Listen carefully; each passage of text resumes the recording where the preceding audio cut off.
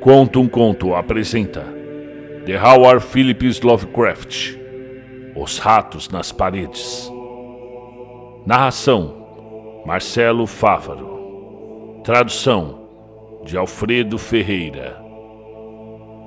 Em 16 de julho de 1923, mudei-me ao priorado de Exham, depois do primeiro operário terminar o serviço. A restauração fora uma empreitada monumental, porque do edifício abandonado restava pouco mais que uma ruína em formato de concha. Contudo, como fora o berço de meus antepassados, não deixei a despesa me deter. O local não fora habitado desde o reinado de Jaime I, quando uma tragédia de natureza hedionda, se bem que nunca devidamente explicada, fizera desaparecer o dono, os 5 filhos e os diversos criados, e afastara sobre uma nuvem de suspeita e horror o 3º filho, meu ancestral em linha direta, e o único sobrevivente da odiada raça. Com o seu único herdeiro denunciado como assassino, a propriedade revertera à coroa, e o acusado não tentou se justificar para reaver o bem. Abalado por um horror maior que o da consciência ou da lei, e demonstrando apenas um desejo frenético de fazer desaparecer o velho edifício de sua vista e memória, Walter de la Poer, 11º barão de Exham, fugira à Virgínia e ali fundara a família que, no decorrer do século seguinte, se tornara conhecida como de la Poer. O priorado de Exham ficara desabitado, embora mais tarde anexado à família Norris e muito estudado por causa da arquitetura peculiarmente composta, que compreendia torres góticas repousando sobre uma estrutura saxônica ou romana, cujas fundações, ainda mais, eram de uma ordem ou uma mistura de ordens mais antiga ainda, romana ou mesmo druida, ou símbrico nativo, se as lendas falam a verdade. Essas fundações eram algo muito singular, estando encravadas no lado da sólida pedra calcária de precipício, de cuja borda o priorado dominava o desolado vale 3 milhas a oeste da aldeia de Anchester. Arquitetos e antiquários gostavam de examinar aquela estranha relíquia de séculos passados, mas a gente da região a odiava. Odiou-a centenas de anos antes, quando meus antepassados ainda viviam lá, e a odiavam agora, com o musgo e o bolor do abandono a recobrindo. Ainda não fazia um dia que eu estava em Anchester e já sabia que era descendente de uma casa maldita. E nesta semana, operários fizeram voar ao ar o priorado de Exham e estão ocupados em obliterar os traços das fundações. Eu sempre conhecera a simples árvore genealógica de meus antepassados e sabia que o meu primeiro antecessor americano viera às colônias sobre uma estranha nuvem. Quanto a detalhes, porém, sempre fora mantido na mais completa ignorância, graças à política de reticência sempre adotada pelos de la Poer. Ao contrário de nossos vizinhos plantadores, raramente nos vangloriávamos de antepassados entre os cruzados ou outros heróis medievais e da Renascença.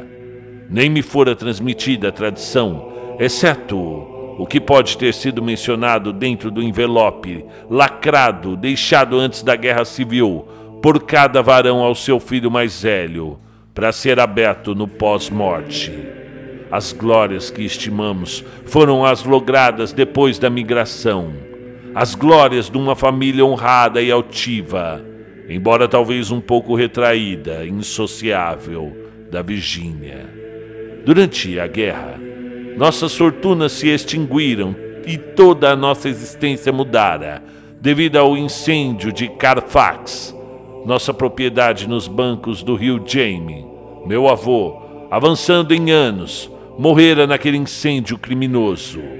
E consigo, se perdera o envelope que nos ligava ao passado.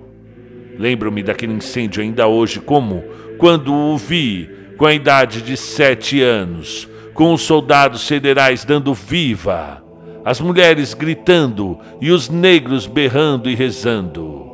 Meu pai estava no exército, defendendo Richmond, e depois de muitas formalidades, minha mãe e eu fomos passados através das linhas para nos reunirmos a ele. Quando a guerra terminou, mudamos-nos para o norte, de onde minha mãe viera. Fiquei adulto, depois um homem maduro e ultimamente rico, como um legítimo Yankee. Nunca meu pai nem eu chegamos a saber o que continha no envelope hereditário.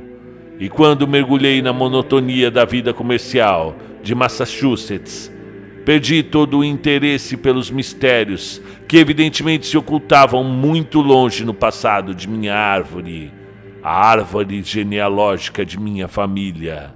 E se suspeitasse a natureza de tais mistérios, quão alegremente deixaria o priorado de Exham entregue ao musgo, aos morcegos e teias de aranha. Meu pai morreu em 1904, mas sem mensagem para me deixar, nem para o meu único filho, Alfred, órfão de mãe com 10 anos. Foi esse rapaz quem reatou o fio da história da família, porque, embora eu lhe pudesse apenas fornecer algumas conjecturas jocosas sobre o nosso passado, escreveu a mim a respeito de algumas lendas ancestrais muito interessantes. Quando a última guerra o levou em 1917 à Inglaterra como oficial aviador, e aparentemente os de La Poer tinham uma história bastante colorida e talvez sinistra, porque um amigo do meu filho, o capitão Edward Norris, da Corporação Real de Aviação, havia perto da resistência da família em Manchester e lhe contara algumas superstições locais que poucos romancistas poderiam igualar em selvageria e incredibilidade.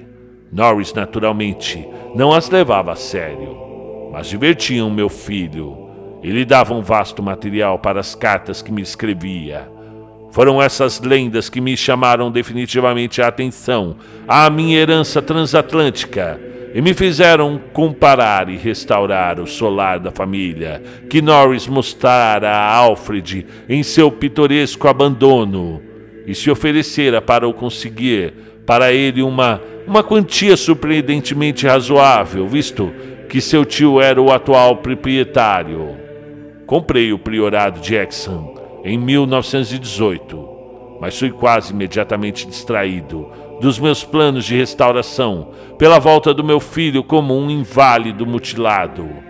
Durante os 2 anos que viveu, nada pensei além de tratar dele, tendo mesmo entregue meu negócio à direção de sócio. Em 1921, eu era um industrial aposentado, sozinho e sem fito certo na vida. Então, eu resolvi dedicar os anos que me restavam a minhas novas propriedades. Visitando Manchester em dezembro, fui procurado pelo capitão Norris, que se lembrava muito do meu filho e prometeu auxílio em obter plantas e anedotas para servirem de base à projetada restauração. Vi sem emoção o priorado de Exham, que era naquela época um amontoado de oscilantes ruínas medievais, cobertas de líquen e cheias de ninho de gralha, empoleiradas perigosamente sobre um precipício e despidas de assoalhos ou outros pertences internos, além das paredes de pedra das torres. À medida que ia recuperando gradualmente a imagem do edifício, conforme fora quando meus antepassados o deixaram, havia mais de 3 séculos, comecei a contratar trabalhadores para a reconstrução. De cada vez, fui obrigado a dirigir-me às localidades do arredor, porque os aldeãos de Manchester tinham um medo quase inacreditável e uma profunda aversão ao lugar. Esse sentimento era tão grande que se comunicava às vezes aos trabalhadores de fora, ocasionando numerosas deserções. Ao mesmo tempo, parecia atingir tanto o priorado quanto a antiga família. Meu filho me dissera que o evitavam um pouco durante suas visitas porque era um de la Poer. E de repente me achei relegado de todos por motivos semelhantes, até que convenci os aldeãos do pouco que sabia da minha herança. Mesmo então, teimosamente, antipatizavam comigo, de maneira que tive de obter a maioria das tradições da aldeia por intermédio de Norris. O que aquela gente não me podia perdoar, talvez, era o ter eu vindo restaurar um símbolo tão odiado por eles, porque, racionalmente ou não, consideravam o priorado de Exham nada menos que um covil de demônios e lobisomens. Ajustando umas com as outras as histórias que Norris me contava, e acrescentando as informações de diversos sábios que estudaram as ruínas, deduzi que o priorado de Exham se erguia no sítio onde existira um templo pré-histórico, uma coisa druida ou antidruida que fora contemporânea do Stonehenge. Que ritos indescritíveis foram celebrados ali, poucos duvidavam, e havia histórias desagradáveis sobre a transformação que desses ritos no culto a Cibele que os romanos introduziram. Inscrições ainda visíveis nos subterrâneos do subsolo mostravam algumas letras inconfundíveis, tais como Div, Ops, Magna, Mat, sinal da Magna Mater, cujo negro culto fora uma vez inutilmente proibido aos cidadãos romanos. Anchester servira de acampamento à terceira legião de Augusto, como muitos remanescentes o atestam, e se dizia que o templo de Cibele era esplêndido e estava sempre apinhado de fiéis que se entregavam a cerimônias inomináveis sobre as ordens de um sacerdote frígio. As fábulas acrescentavam que a queda da velha religião não interrompera as orgias no templo, e que os sacerdotes continuaram a viver ali mesmo após o advento da nova fé, com muito pequena diferença. Igualmente se dizia que os ritos não terminaram com o poderio romano e que alguns saxões edificaram sobre o que restava do templo e dado ao edifício as linhas essenciais, subsequentemente preservadas, o tornando o centro de um culto que fora temido durante várias gerações. Cerca do ano 1000, o lugar foi mencionado numa crônica como um grande priorado de pedra, no qual se abrigava a estranha e poderosa ordem monástica, e cercado de extensos jardins que não necessitavam de muro para manter afastado uma população assustada. Nunca fora destruído pelos dinamarqueses, embora depois da conquista dos normandos deva ter declinado enormemente, visto que não houve impedimento quando Henrique III doou as terras ao meu antepassado, Gilbert de la Poer, o primeiro barão de Exham, em 1621. De minha família antes dessa época não há notícia, mas algo estranho deve ter acontecido ulteriormente. Uma crônica se refere a um de la Poer comum, um amaldiçoado de Deus, em 1307.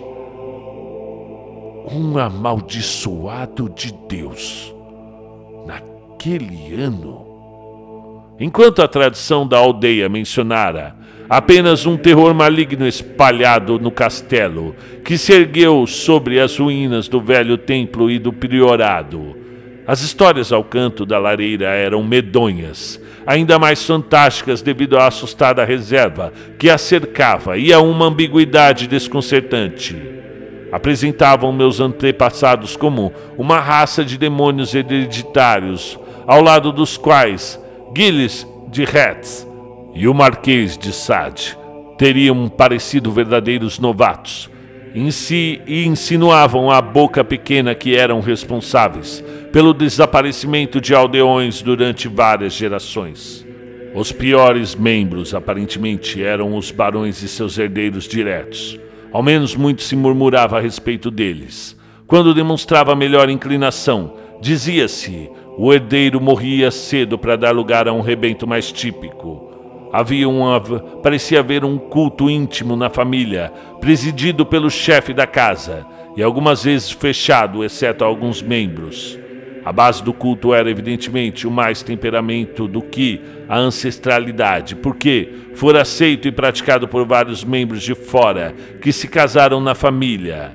Dona Margaret Trevor, da Cornualha, esposa de Godfrey, o filho segundo do 5º barão, se tornara o bicho-papão favorito de todas as crianças do arredor, e a heroína demoníaca numa velha balada ainda não desaparecida na fronteira galesa, conservada através de baladas, também, se bem que não exemplifique o mesmo ponto, ficou a história de Dona Mary de la Poer, que pouco depois do seu casamento com o conde de Sheffield, foi morta por ele e pela mãe dele, tendo ambos os assassinos sido absolvidos e abençoados pelo padre a quem confessaram o que não ousaram revelar ao mundo.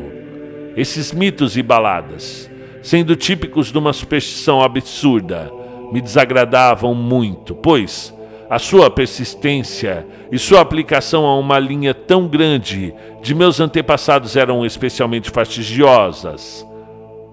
Tanto mais que a imputação de hábitos monstruosos podia se relacionar de maneira pouco agradável a um escândalo recente de um parente imediato. O caso do meu primo, o jovem Randolph de la Poer, de Carfax, que se metera no meio dos negros e se tornara um sacerdote voodoo depois de voltar da Guerra do México. Senti-me muito menos perturbado com as vagas histórias de lamento e de uivo escutados no estéril vale varrido pelo vento, que ficava sobre o despenhadeiro de pedra calcária, de cheiro de cemitério depois das chuvas da primavera, da coisa branca, ondeante e gemebunda com a qual o cavalo de Sir John Clave se assustara numa noite, num campo deserto, e do criado que ficara louco com o que vira no priorado em plena luz do dia. Essas coisas eram histórias banais de assombração, e nesse tempo eu era um cético convicto. As referências a camponeses desaparecidos eram menos para desprezar, se bem que pouco significativas em vista dos costumes medievais. Curiosidades indiscretas significavam a morte, e mais de uma cabeça decepada foram publicamente exibidas nos bastiões, agora desaparecidos, em volta do priorado de Exham. Algumas das histórias eram especialmente pitorescas, e me fazia desejar ter aprendido um pouco mais da mitologia comparada em minha mocidade. Havia, por exemplo, a crença de que uma legião de demônios com asas de morcego celebrava reuniões de bruxaria todas as noites no priorado. Legião cuja subsistência poderia ser explicada pela enorme abundância de vegetais bravos plantados nos vastos jardins. E mais vívidos de todos, havia um dramático episódio épico dos ratos. O exercício de vermes obscenos em dembandada, que se precipitara do castelo 3 meses depois da tragédia que o condenara ao abandono. O esguio, pestilento e voraz exército que varrera tudo na frente e devorara a caça, gatos, cachorros, porcos, carneiros e até 2 desgraçados seres humanos, antes de que sua fúria se apaziguasse. Em torno desse inesquecível exército roedor, gira um ciclo separado de mitos, porque se espalhou entre as casas da aldeia e trouxe maldição e horror em seu séquito. Tais eram as lendas que chegavam ao meu conhecimento, enquanto eu, com teimosia de velho, levava adiante a restauração do meu lar ancestral. Não se deve imaginar que essas histórias fossem o meu principal ambiente psicológico. Por outro lado, Eu era constantemente louvado e admirado pelo Capitão Norris e os antiquários que cercavam-me e me ajudavam.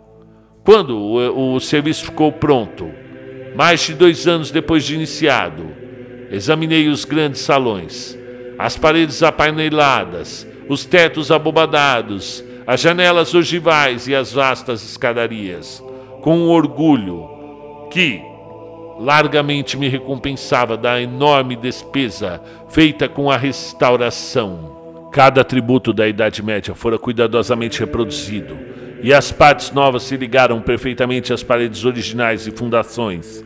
O solar dos meus ancestrais estava reerguido, e eu tensionava redimir ao menos a fama local da linhagem que terminava em mim. Residiria ali permanentemente, e provaria que um de la Poer, porque eu adotara de novo a grafia original do nome, não devia ser olhado como um demônio. Talvez o meu conforto fosse aumentado pelo fato de que, embora priorado de Exham fosse uma reprodução da era medieval, o seu interior era, na realidade, inteiramente novo e livre da velha vérnica, assim como os velhos fantasmas. Como disse, mudei-me em 16 de julho de 1923. Meu pessoal doméstico se compunha de 7 criados e 9 gatos, dos quais eu gostava particularmente. Meu gato mais velho, o Niggerman, tinha 7 anos e viera comigo de minha casa em Bolton, em Massachusetts. Os outros eu fora adotando enquanto morava com a família de Capitão Norris durante a restauração do priorado. Durante 5 dias, nossa rotina se processou com a maior placidez, sendo meu tempo mormente empregado na codificação dos velhos dados da família. Acabaram obtendo algumas narrações muito detalhadas da tragédia final e da fuga de Walter de la Poer, mas as quais eu calculei que constituiriam conteúdo provável de papéis hereditários destruídos no incêndio de Carfax. Verificava-se que meu antepassado fora acusado com sobeja razão de ter assassinado os membros da família, exceto 4 criados seus cúmplices, durante o sono, cerca de 2 semanas depois de uma chocante descoberta que transformara completamente seu comportamento, mas que, exceto por indução, ele não revelara, salvo talvez os criados que o ajudaram e depois surgiram e desapareceram. Aquela deliberada carnificina, que inclui pai, 3 irmãos e 2 irmãs, fora largamente perdoada pelos aldeãos e tão benignamente encarada pela justiça que seu perpetrador se ausentara com honra, ileso e sem disfarce à Virgínia. A impressão geral era de que ele expurgara a terra de uma maldição imemorial, que descoberta motivara um ato tão terrível é o que eu dificilmente podia conjecturar. Walter de la Poer devia ter conhecimento havia anos das sinistras histórias que corriam sobre sua família, de maneira que esse material não o poderia impulsionar. Então, fora testemunha de algum assombro rito, ou tropeçara em algum espantoso símbolo assustador e revelador no priorado ou no arredor. Constava que fora um moço tímido e bondoso na Inglaterra. Na Virgínia, parecia mais assombrado e apreensivo do que mal ou azedo, Francis Harley of Belleville, outro cavalheiro aventuroso, fala dele em suas memórias como sendo um homem de justiça, sem exemplo, de honra e urbanidade. Em 22 de julho, ocorreu o primeiro incidente que, embora considerado ligeiramente no momento, tomou uma significação natural em relação a acontecimentos mais relevantes. Foi uma coisa tão simples que quase passaria despercebida e possivelmente não seria notada, porque se deve ter em mente que eu estava num edifício praticamente recente e novo, exceto pelas paredes, e cercado por uma criadagem bem equilibrada. Portanto, toda apreensão seria absurda, mesmo a despeito do local. O que agora me lembra é simplesmente de que meu velho gato preto, cujo temperamento conhecia tão bem, andava irritado e irrequieto, de maneira que se afastava de seu feitio habitual. Vagueava de uma sala em outra, desassossegado e ansioso, e farejava constantemente junto das paredes que faziam parte da estrutura gótica. Compreendo como isso deve parecer trivial, como o inevitável cachorro das histórias de almas do outro mundo, que sempre rosna antes que o dono veja a figura fantasmagórica. Contudo, eu não posso suprimir esse fato. Eu tenho que dizer. No dia seguinte, um criado se queixou de inquietação entre todos os gatos da casa. Procurou-me em meu estúdio, um salão no segundo andar, com arcos ogivais, paredes apaineladas, de carvalho preto e tríplice janela gótica dominando o desfiladeiro de pedra calcária e o desolado vale. E mesmo enquanto eu o ouvia, podia ver o vulto de Niggerman se arrastando ao longo da parede ocidental e arranhando os painéis novos que recobriam a antiga pedra. Disse ao homem que devia ser algum cheiro ou emanação singular da velha alvenaria, imperceptível aos sentidos humanos, apenas afetando os órgãos delicados dos gatos. Mesmo através da madeira nova, isso era o que realmente eu acreditava. E quando o camarada sugeriu a presença de camundongos ou ratos, fiz notar que não houvera rato ali durante 300 anos e que até os ratos do campo das terras circunvizinhas dificilmente poderiam ser encontrados naquela altura, onde nunca constara que aparecessem. Nessa tarde, fui visitar o capitão Norris, que me garantiu que seria incrível que os ratos do campo infestassem o priorado de maneira tão inesperada e sem precedente.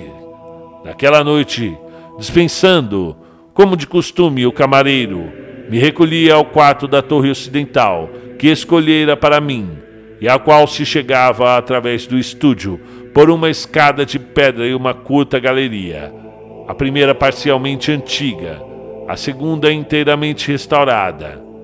Esse quarto era circular, muito alto e sem revestimento de madeira, sendo forrado com um pano de arras, que eu próprio escolhera em Londres.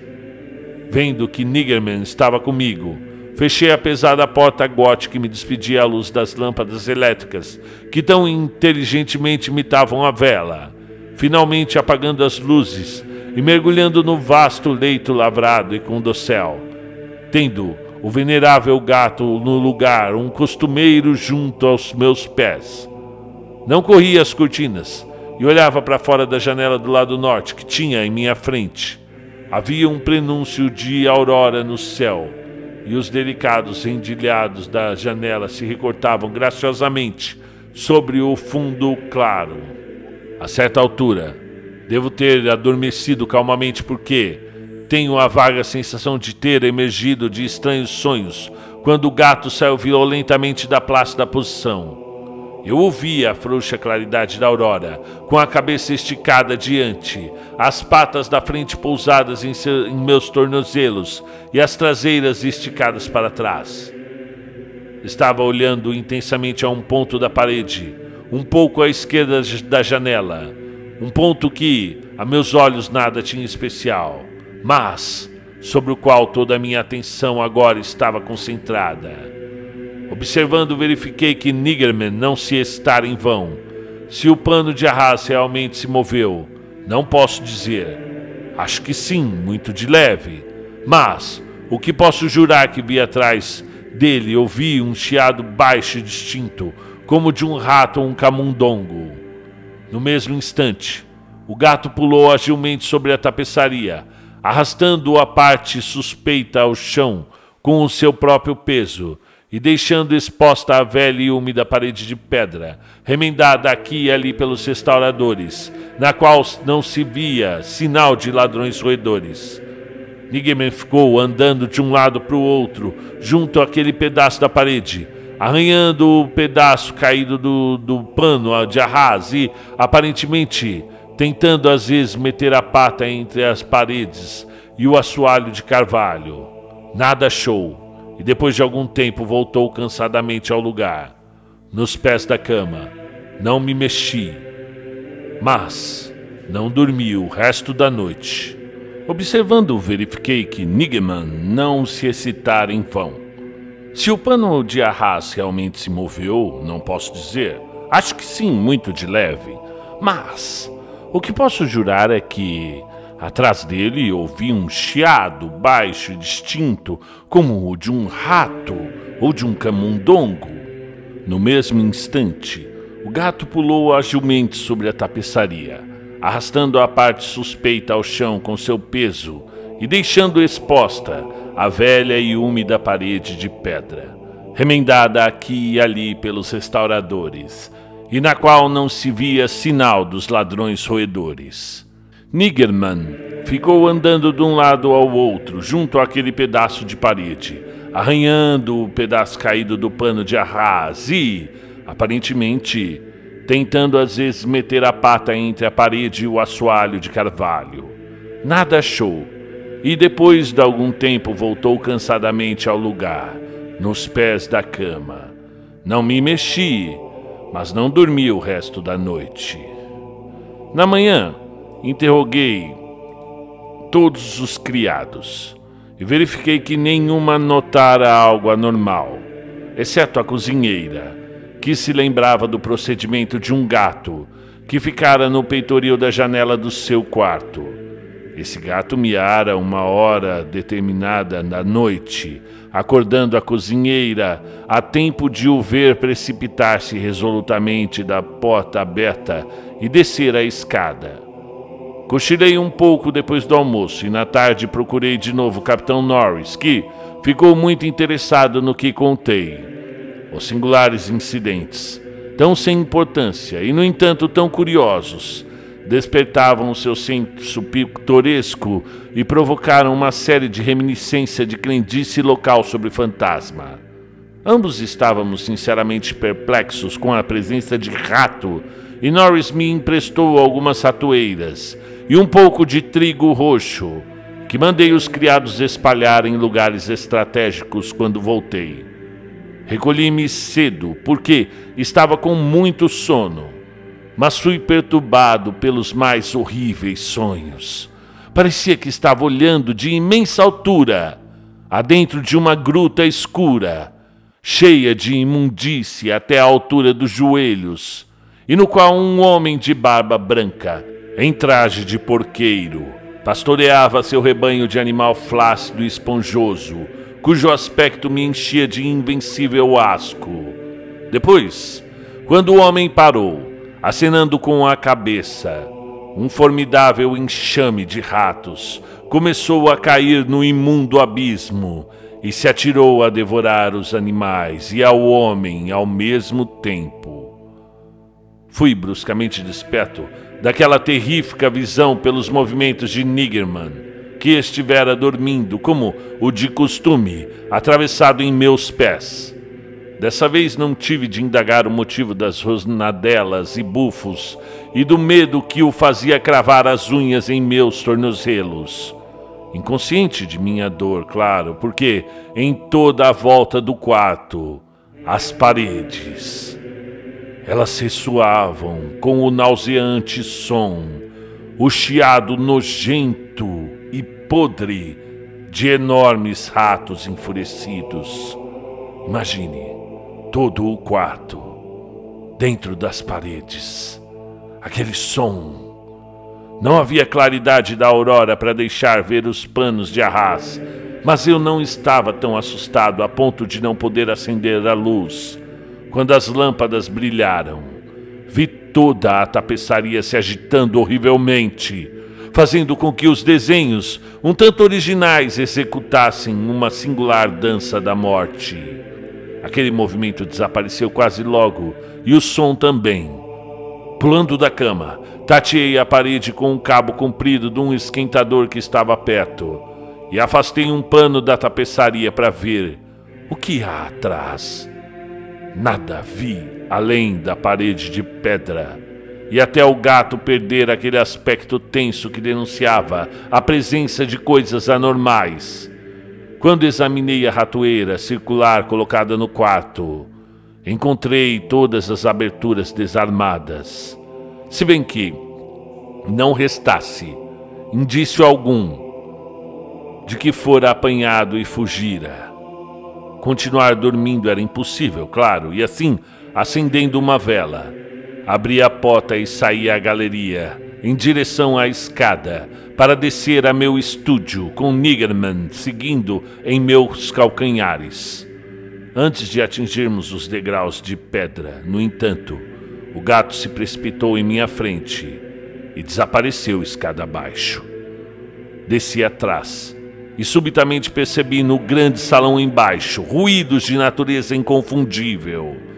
As paredes apaneiladas de carvalhos estavam cheias, infestadas de ratos, chiando e roendo, enquanto Niggerman corria de um lado ao outro com a fúria de um caçador mal-sucedido. Dirigindo-me ao interruptor, acendi as luzes, que dessa vez não fizeram cessar o ruído, e os ratos continuaram o motim, precipitando-se com tal força e clareza que pude finalmente determinar uma direção definitiva aos seus movimentos. Aquelas criaturas, em número aparentemente inesgotável, estavam empenhadas numa estupenda migração de inconcebível altura à profundidade incomensurável. Naquele momento, ouvi passos no corredor, e logo depois, 2 criados abriram a pesada porta maciça. Estavam percorrendo a casa para descobrir, o que levara todos os gatos a um pânico assanhado e os fizera precipitar-se em vários lances de escada abaixo, até que se deteram, miando, diante da porta fechada do subsolo. Perguntei se... Vocês ouviram? Os ratos? Mas responderam negativamente. E quando lhes chamaria a atenção aos ruídos nos painéis, verifiquei que o barulho cessara. Com os 2 homens, desci à porta do subsolo, mas os gatos já se dispersaram. E mais tarde, decidi explorar a cripta inferior, mas, no momento, fui apenas inspecionar as ratoeiras. Todas estavam desarmadas, embora vazias, convencendo-me de que ninguém ouvira os ratos, exceto os felinos e eu. Me sentei em meu estúdio até de manhã, pensando profundamente e recordando todos os fragmentos de lendas que conseguira desenterrar referentes ao edifício que eu estava habitando. Dormi um pouco nas primeiras horas da tarde, recostado numa confortável cadeira da biblioteca que meu plano medieval de mobília não conseguira abolir. Mas, mais tarde, telefonei ao capitão Norris, que veio e me ajudou a explorar o subsolo. Não encontramos algo desagradável, se bem que não pudéssemos reprimir um estremecimento ao nos lembrarmos que aquelas abóbadas foram construídas pelas mãos dos romanos. Todos aqueles arcos baixos e pilares maciços eram romanos. Não o romanesco desfigurado dos saxões, mas o severo e harmonioso classicismo da era dos Césares. De fato, nas paredes abundavam inscrições familiares aos antiquários, que repetidamente exploravam o local, tais como Pegetai, Prop, Temp, Dona e L. Paracet. Verso Ponti. A referência a Atis me fez estremecer, porque eu lera Catulo e sabia algo sobre os horríveis ritos do deus oriental, cujo culto estava tão misturado com o de Cibele. Norris e eu, à luz de uma lanterna, tentamos decifrar os desenhos singulares e meio apagados de certos blocos de pedra irregularmente retangulares, geralmente considerados altares. Mas nada conseguimos. Lembrávamos de que uma espécie de sol irradiando o raio fora considerado pelos estudiosos pertencendo a uma origem não romana, sugerindo que aqueles altares foram meramente aproveitados pelos sacerdotes romanos de outros tempos mais antigos e talvez aborígenes que existiram no mesmo local. Num dos blocos, Havia manchas castanhas que me fizeram pensar. O maior no meio do aposento tinha uma configuração na face superior que indicava algo relacionado ao fogo, provavelmente uma oferenda de incenso. Tais eram as perspectivas naquela cripta diante de cuja porta os gatos miavam, de onde Norris e eu resolvemos passar a noite. Mandamos os criados trazerem enxerga, a quem dissemos para não se importar com demonstrações noturnas dos gatos. E Niggerman foi admitido tanto para auxiliar quanto para nos fazer companhia. Resolvemos conservar a grande pota de carvalho, uma reprodução moderna, com fenda para arejamento hermeticamente fechada. Feito isso, nós nos recolhemos com as lanternas ainda acesas para esperar o que pudesse acontecer. A abóbada ficava muito funda nos alicerces do priorado e, indubitavelmente, muito abaixo da superfície do escarpado precipício de pedra calcária que dominava o vale deserto. Que ela fora a meta dos ratos brigões inexplicáveis, eu não tinha dúvida, embora não pudesse dizer o motivo. Enquanto estava deitado, esperando, tive a vigília ocasionalmente interrompida por sonhos imprecisos, dos quais os movimentos inquietos do gato deitado aos meus pés me despertavam. Aqueles sonhos não eram agradáveis, e sim horrivelmente semelhantes ao que tivera na noite anterior. Via de novo a obscura gruta e o porqueiro com os indescritíveis animais esponjosos fossando na imundície, e quando olhei aquelas coisas, elas me pareceram mais próximas e distintas, tão distintas que eu podia quase observar-lhes a feição.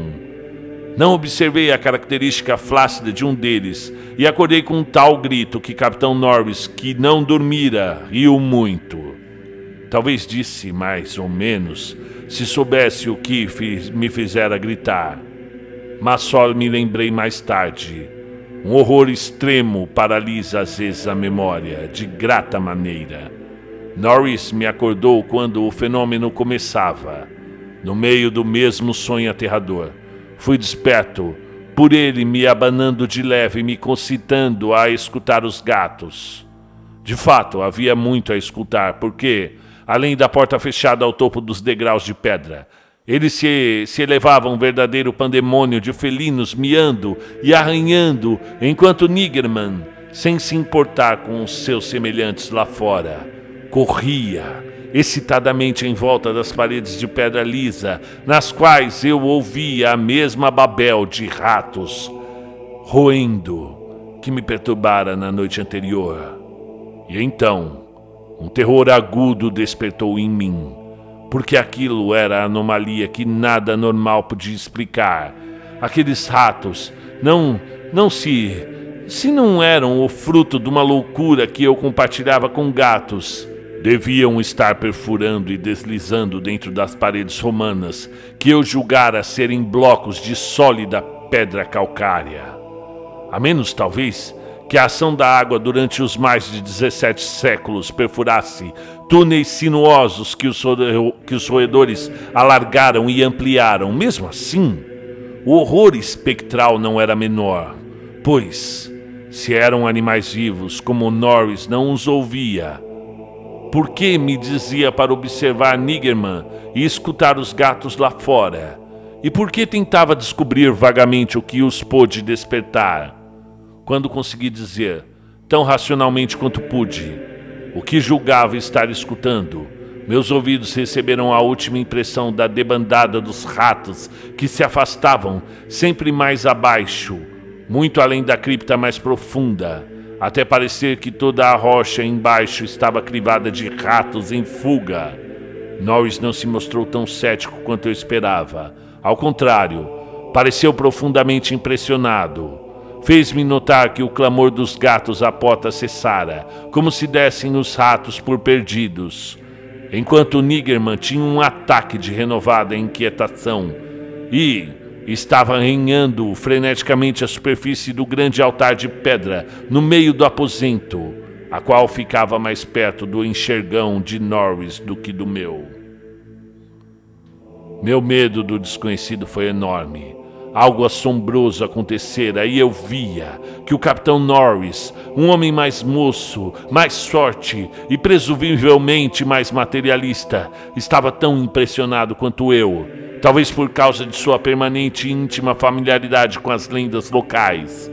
No momento, só podíamos observar o velho gato preto, enquanto arranhava com descrescente fervor a base do altar, olhando ocasionalmente a mim e miando como costumava fazer quando queria que eu fizesse algo. E então, enfim, Norris pegou uma lanterna, pousou-a perto do altar e examinou o lugar onde Niggerman, o gato, estava arranhando, ajoelhando-se silenciosamente e raspando o líquen de séculos que uniam um maciço bloco pré-romano ao pavimento lajeado. Nada encontrou. E estava a ponto de estremecer, embora nada indicasse além do que eu já imaginara. Falei sobre minha descoberta e ambos olhamos sua manifestação, quase imperceptível, com a fixidez fascinada. Era apenas isso, a chama da lanterna, pousada no chão perto do altar, se inclinava de leve, porém claramente pelo efeito de uma corrente de ar que não incidia sobre ela antes, e que, indubitavelmente, vinha da fenda entre o altar e o pavimento, e da qual Norris estava raspando o líquen. Passamos o resto da noite no estúdio brilhantemente iluminado, discutindo nervosamente o que devíamos fazer em seguida. A descoberta de uma cripta mais profunda que a mais profunda alvenaria romana conhecida e que jazia sobre aquele edifício amaldiçoado. Alguma abóbada cuja existência antiquários de 3 séculos não suspeitaram seria suficiente para nos excitar, mesmo sem o fundo sinistro. Em nossa circunstância, a fascinação era dupla e ficamos na dúvida se desistiríamos de nossa pesquisa e abandonaríamos o priorado a sempre por uma prudência supersticiosa, ou se seguiríamos nosso impulso de aventura e enfrentaríamos todos os horrores que pudessem nos esperar naquela profundidade desconhecida. E na manhã, decidíramos-nos e resolvêramos ir a Londres. Reunir um grupo de arqueólogos e cientistas capazes de desvendar o mistério. Devo mencionar que antes de abandonarmos o subsolo, tentáramos em vão remover o altar central que sabíamos ser a porta de novo poço de inominável terror. Homens mais inteligentes que nós descobririam o segredo que abria aquela porta. E durante vários dias em Londres, o Capitão Norris e eu apresentamos os fatos, as conjecturas e as lendas às 5 eminentes autoridades. Todos homens que se podia ter certeza que respeitariam os segredos da família, possivelmente revelados pela exploração que empreenderíamos. Encontramos a maioria pouco inclinada a zombar.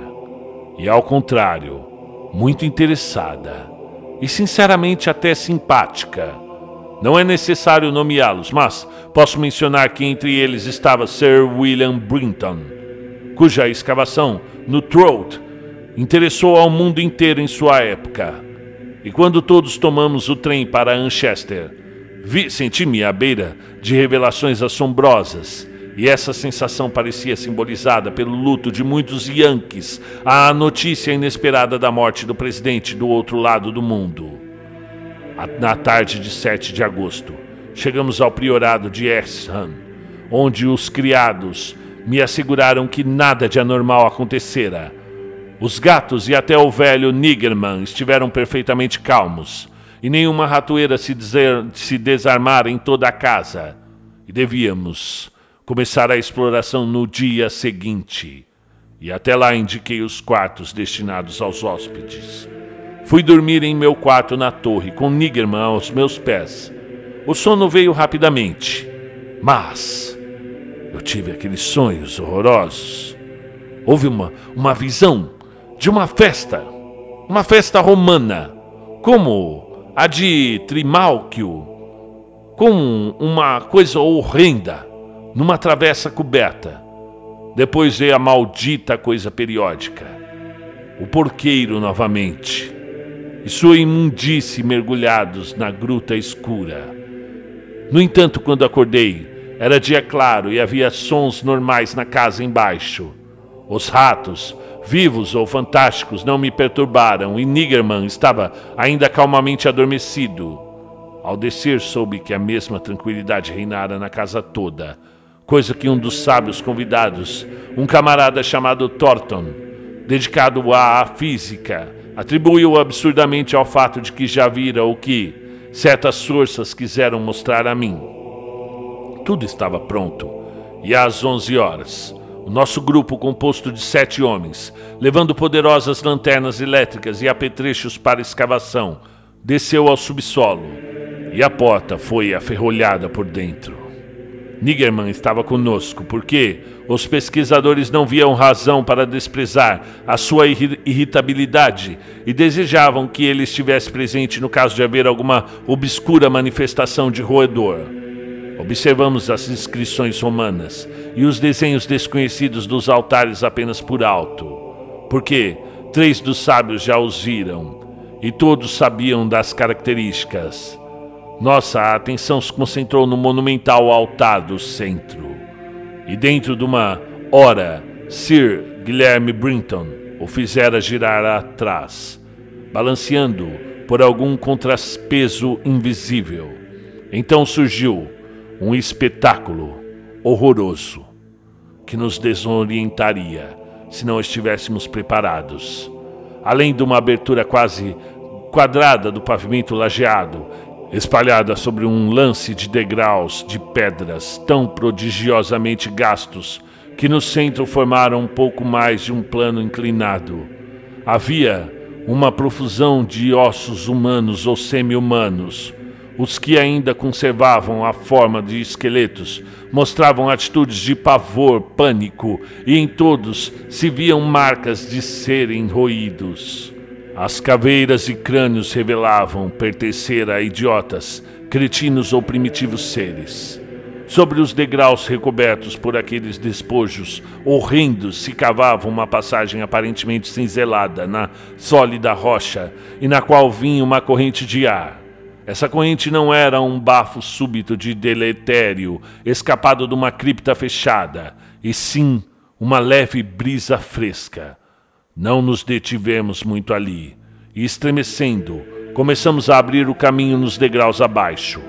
Foi então que Sir William, examinando as paredes cortadas na rocha, fez a estranha observação de que a galeria, de acordo com a direção dos entalhes, teria sido escavada de baixo para cima.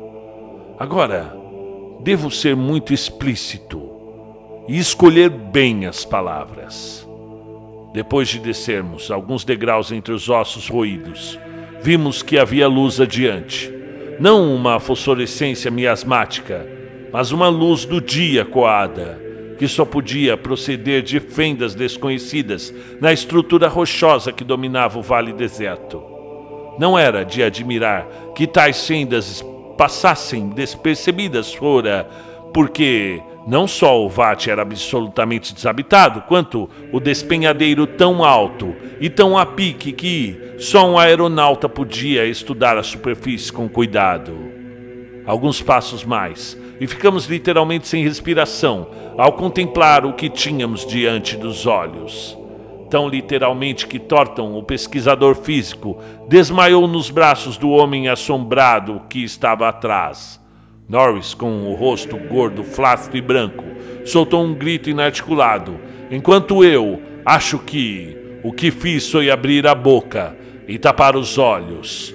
O homem que estava atrás de mim, o único do grupo que era mais velho do que eu, resmungou o trivial: "Meu Deus!", com a voz mais trêmula que já ouvi. Dos 7 homens cultos, só Sir William Brinton manteve a compostura, com maior honra ainda, por ser o que ia na frente e, portanto, ter sido o primeiro a divisar o espetáculo. E era uma gruta de enorme altura. Imaginem, envolta em penumbra tão profunda que as paredes se perdiam de vista. Um mundo subterrâneo de ilimitado mistério e horrível sugestão. Havia construções de outros restos arquitetônicos, num relance de olhos apavorado. Vi formas desgastadas de túmulos, um círculo selvático de Saxão e uma construção de madeira da Inglaterra primitiva. Mas tudo isso passava despercebido ante o fantástico espetáculo que apresentava pela superfície geral do terreno. Vários metros em volta dos degraus se estendia um insano, um amontoado de ossos humanos, ou ossos ao menos tão humanos quanto os dos degraus. Como um mar encapelado, espalhavam-se, uns completamente separados, mas outros inteira ou parcialmente articulados em esqueletos. Estes, invariavelmente em postura de demoníaco frenesi, pareciam lutar contra alguma ameaça desconhecida ou agarrar outras formas com intenções canibalescas. Quando o Dr. Trash, o antropólogo, começou a classificar os crânios, encontrou uma raça inferior que o desconcertou inteiramente. Eram muito inferiores ao homem de Piltdown na escala da evolução, mas em todos os casos positivamente humanos. Muitos eram de grau mais alto e alguns eram crânios de tipo sensivelmente mais desenvolvidos.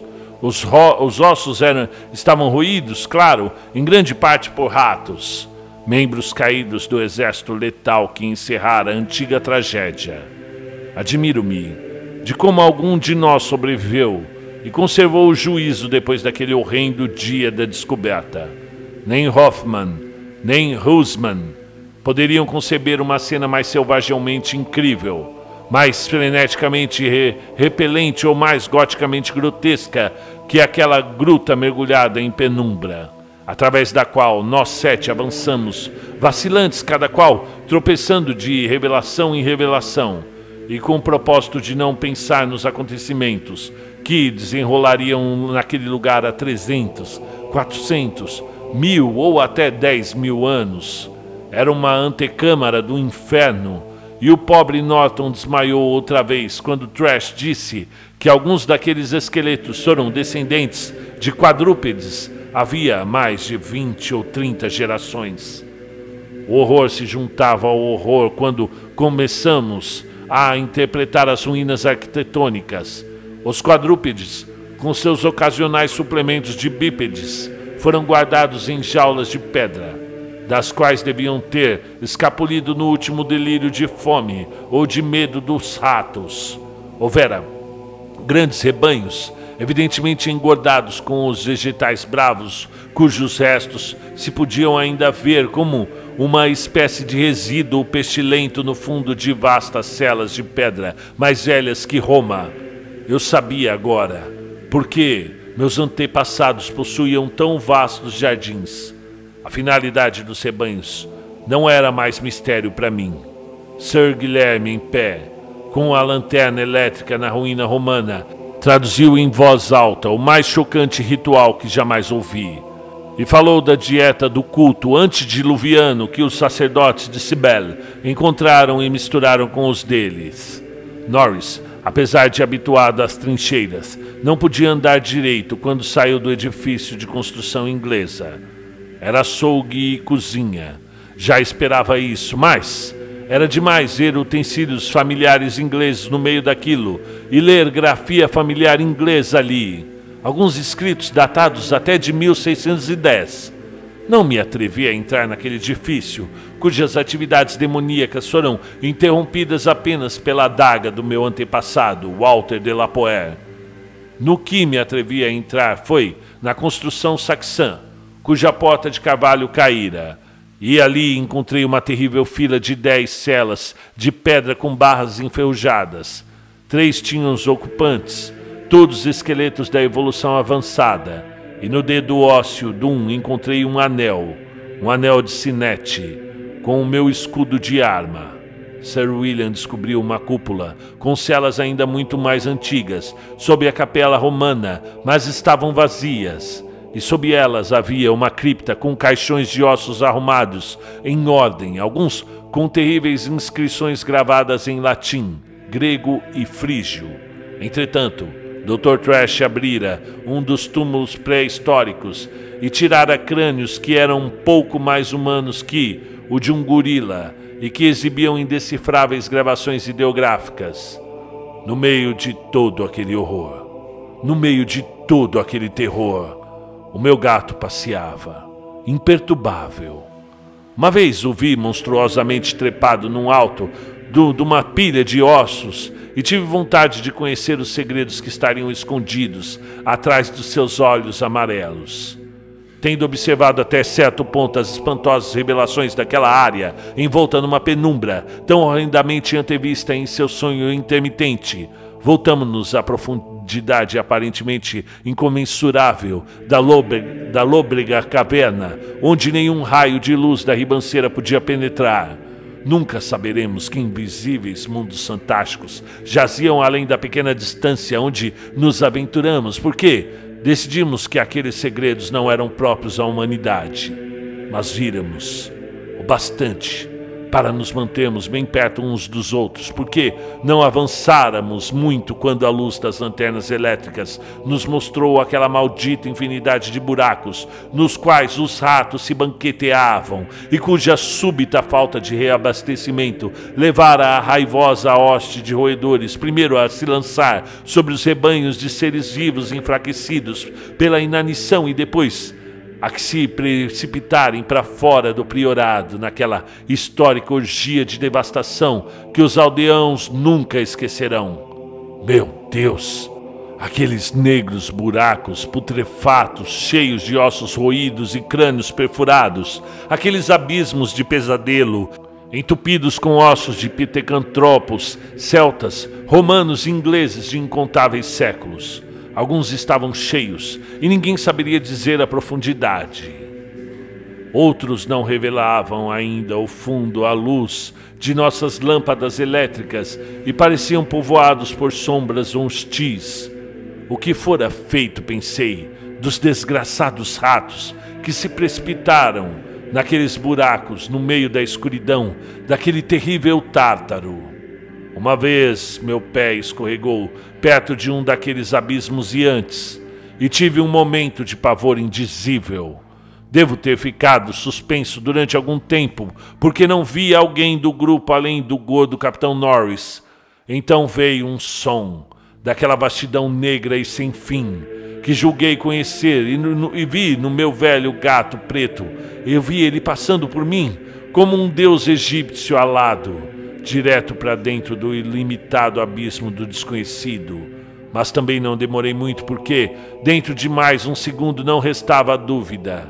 Era a cavalgada horripilante daqueles ratos fantasmas, sempre buscando novos horrores, determinados a me arrastar ainda mais profundo daquelas tremendas cavernas do centro da terra, onde Nyarlathotep, o louco deus sem rosto, uiva cegamente na escuridão, ao som das flautas e dos faunos idiotas.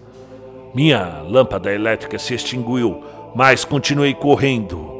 Ouvi a voz, grito e ressonância, e acima de tudo se erguia aquele tropel implacável, insidioso e se erguendo pouco a pouco como um cadáver rígido sobre o rio oleoso, que corre sobre pontes intermináveis de ônix a um mar negro e pútrido. Algo pulou em cima de mim, macio e mole. Deve ter sido os ratos, o exército viscoso, nauseante, que se banqueteia com os mortos e vivos. Por que não comeriam os de Lapoer como os de Poer comiam coisas proibidas? A guerra devorou o meu rapaz. Diabos, levem a todos. E os Inaques comeram Carfax com chamas e o grão-senhor de Lapoer e o seu segredo. Não, já disse que não sou aquele demônio pastor de porco na caverna crepuscular. Não era o rosto gordo de Edward Norris naquela coisa balofa e asquerosa. Quem diz que sou um de Lapoer? Estava vivo, mas meu filho morreu. Pode um Norris ficar na posse das terras de um de Lapoer? É voodoo, aquela víbora malhada. Maldito seja Thornton! Eu te ensinarei a desmaiar com medo do que a minha família fazia. Te sangrarei, miserável. Ensinarei o que é bom. Magna Mater, Magna Mater, Atis, Dia Ate Agait, Audão, Agus Ba Dunart Ost, Donas Dolas Ost, Agus Letzal, Ungi, e é o que dizem, que eu dizia, quando me encontraram na escuridão depois de 3 horas. Encontraram-me encolhido no escuro sobre o corpo gordo meio devorado do Capitão Norris, com cochichos assustados sobre minhas proezas hereditárias. E agora fizeram voar ao ar o priorado de Exham, tiraram-me Niggerman e me fecharam nesse quarto gradeado em Harwell, com cochichos assustados sobre minhas proezas hereditárias. Thornton está no quarto contigo, mas me proíbem de falar com ele. Também tentam alterar muitos fatos ocorridos no priorado. Quando falo do pobre Norris, acusam-me de uma coisa horrenda, mas devem saber que não fiz aquilo. Devem saber que foram os ratos, os nojentos ratos, tumultuosos, cuja cavalgada nunca me deixará dormir. Os ratos fantasmas que correm atrás do reboco desse quarto e me querem arrastar ao maior horror que já conheci. Os ratos que nunca poderão ouvir. Os ratos nas paredes.